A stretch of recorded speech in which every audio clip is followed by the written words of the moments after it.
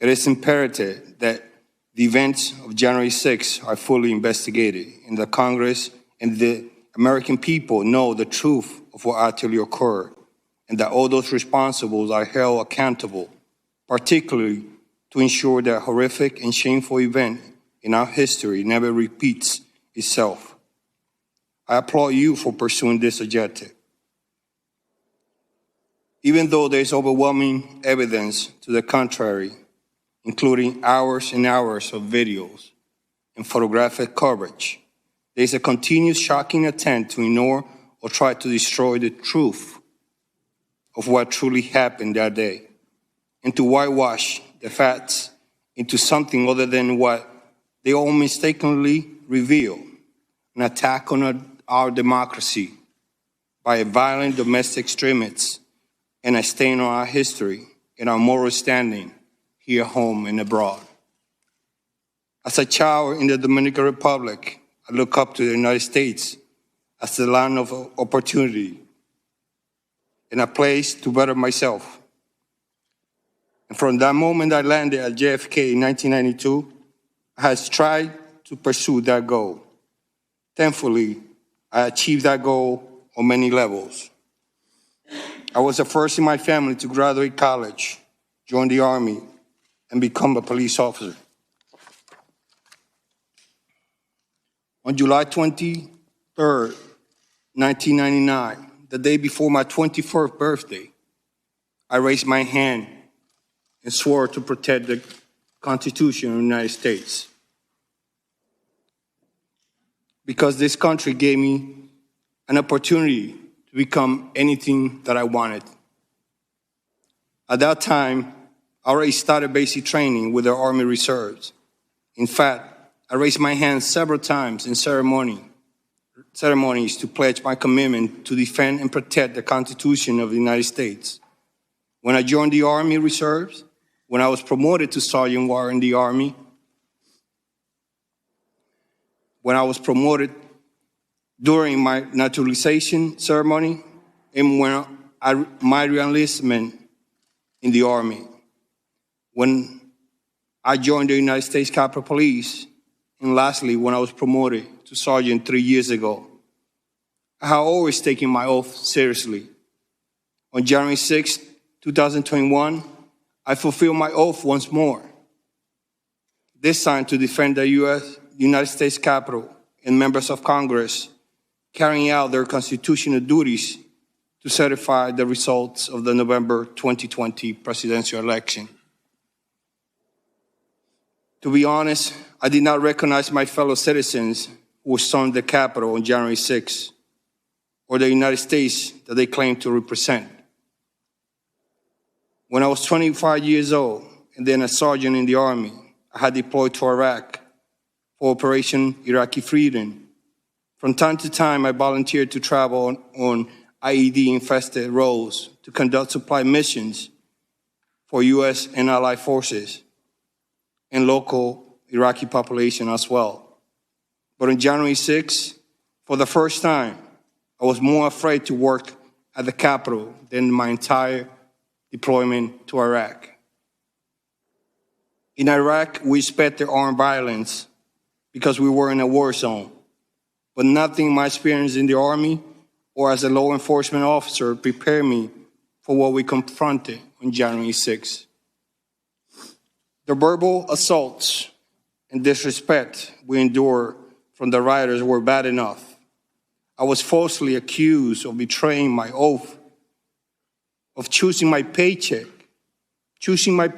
over my loyalty to the U.S. Constitution, even as I defended the very democratic process that protected everyone in the hostile crowd. While I was at the Lower West Terrace at the Capitol, working with my fellow officers to prevent the breach and restore order, the rioters called me a traitor, a disgrace, and shouted that I,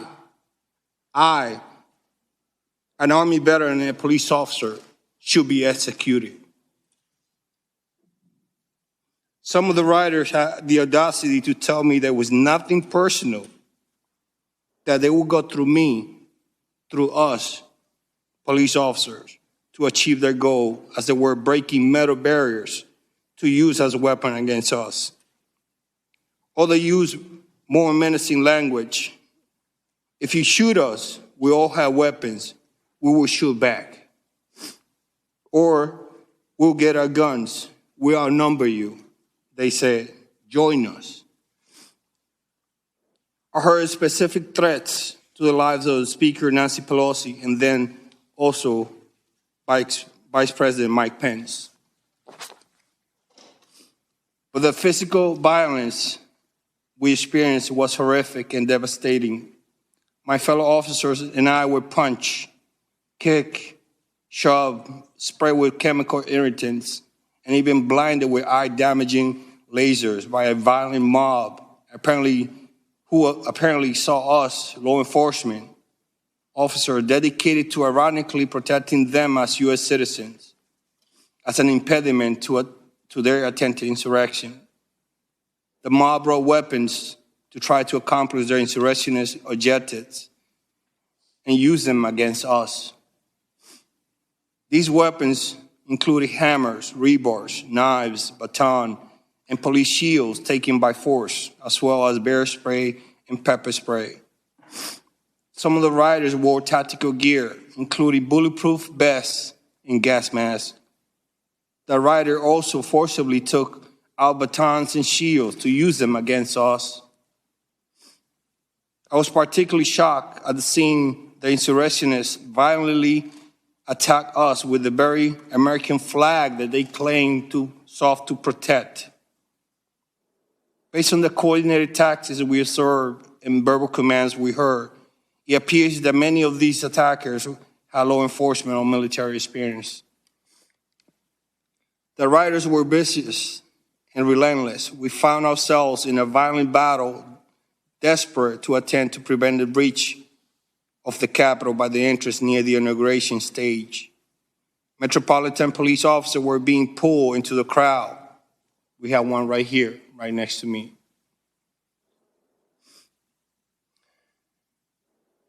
As we tried to push the rioters back from the breach in the Capitol, in my attempt to assist two MPD officers, I grabbed one by the officer by the back of the collar and pulled him back to the police line. When I tried to help the second officer, I fell on top of some police shields on the ground that were slippery because of pepper spray and bear spray. Rioters immediately began to pull me by my leg, by my shield, by my gear strap on my left shoulder. My survivor's instincts kicked in, and I started kicking and punching as I tried in vain to get MPD officer attention behind and above me. But they could not help me because they also were being attacked. I finally was able to hit the rioter who was grabbing me with my baton and able to stand. And then I continued to fend off new attackers as they kept rotating and attacking us again and again. What we were subjected that day was like something from a medieval battle. We fought hand to hand, inch by inch, to prevent an invasion of the Capitol by a violent mob intent on subverting our democratic process. My fellow officers and I were committed to not letting any rioters breach the Capitol. It was a prolonged and desperate struggle. The rioters attempted to breach the Capitol were shouting, "Trump, send us. Pick the right side. We want Trump." I vividly heard officers screaming in agony and pain just an arm length from me. I didn't know at that time, but that was Officer Hodges. And he's here today to testify. I too was being crushed by the rioters. I could feel myself losing oxygen and recall thinking to myself, this is how I'm going to die, defending this entrance. Many of the officers fighting alongside me were calling for shields because their shields had been stripped from them by the rioters. I was one of the few officers left with a shield, so I spent the majority of my time at the front of the line. I later find out that my wife and relatives were here in the U.S. and abroad. Were frantically calling and texting me from 2 p.m. onward because they were watching the turmoil on television. It was now until 4:26 p.m. after giving CPR to one of the rioters who breached the Capitol in an effort to save her life that I finally had a chance to let my own family know that I was alive.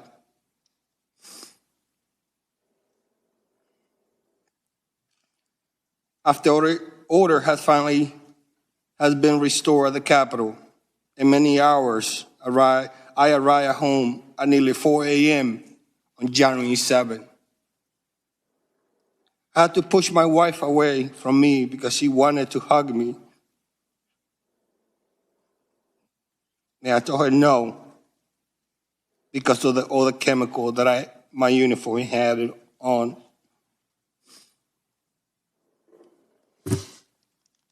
Sorry.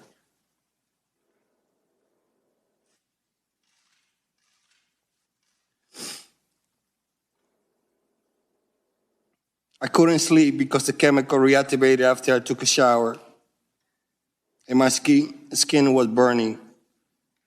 I finally fell asleep 2 hours later, completely physically and mentally exhausted. Yet by 8 o'clock a.m., I was already on my way back to the Capitol.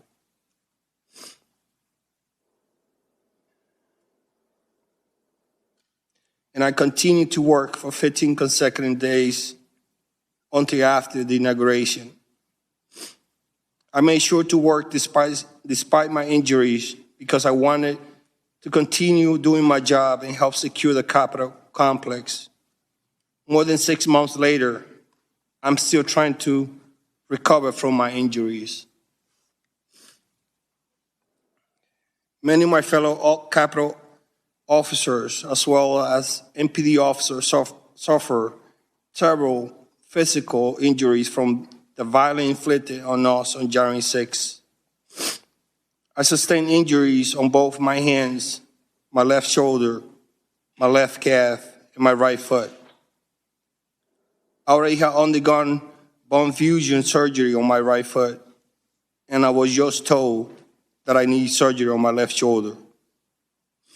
I have been on medical and administrative leave for much of the past 6 months, and I expect to need further rehabilitation for possibly more than a year.